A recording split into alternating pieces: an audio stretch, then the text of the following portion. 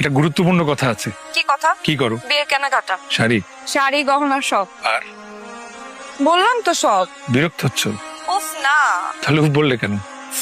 আচ্ছা ঠিক আছে, আর বলবো না। তোমার গুরুত্বপূর্ণ কি কথা সেটা তাড়াতাড়ি বলো। আমি কিন্তু জানি তোমাদের বাড়িতে বিয়েটা হচ্ছে না। তো কোথায় হচ্ছে সেটা জানতে চাও? না না, খবরদার, ওটা আমাকে বলবো না। কেন? পরে যদি আমি বিয়ে বাড়ি চলে আসি, পাগলামি শুরু করে দিই, তোমাকে নিয়ে টানা আছড়া করি।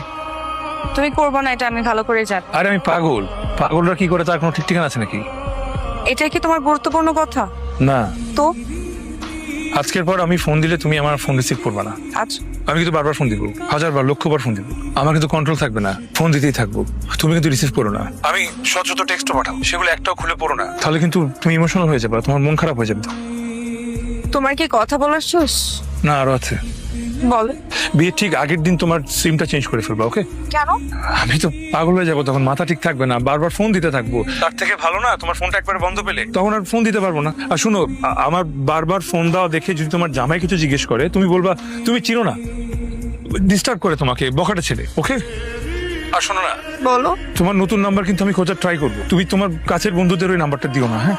আর ওদেরকে বলে দিও আমার সাথে যেন তোমার কোনো ইনফরমেশন শেয়ার না, পারবা তো? আর একটা কথা, কেউ কেউ তোমার কানে দিবে যে আমি সিক হয়ে পড়েছি, তুমি কিন্তু ওটা নিয়ে একদম টেনশন করবা না। আমি সিক হলেই বাকি, বাবা মা মরে গেলে তো মানুষ বেশি দিন সিক থাকতে পারে না, তাই না? আমি সিক হলে আমি আবার নিজে থেকে ঠিক হয়ে যাব, এই তো, এর চেয়ে বেশি কিছু তার হবে না। তুমি এগুলো নিয়ে একদম চিন্তা করবে না, ঠিক আছে নবনী? ঠিক আছে। হ্যালো।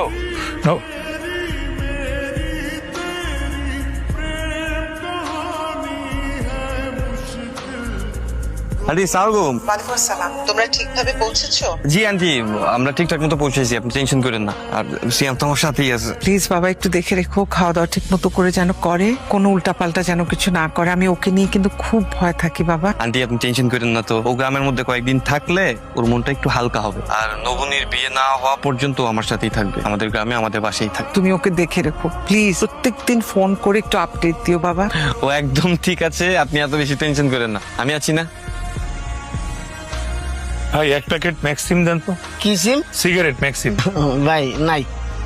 তাহলে ম্যারিজ দেন।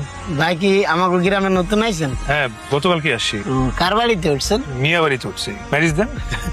ভাই গাঁও গ্রামের মানুষ পেট ভরে 2 বেলা ভাতই খাইতে পারে না, 12-15 টাকা সিগারেট খাবো কেমনে কোন? আমার কাছে সর্বোচ্চ যে ব্ল্যাক ডায়মন্ড আছে, চলবে?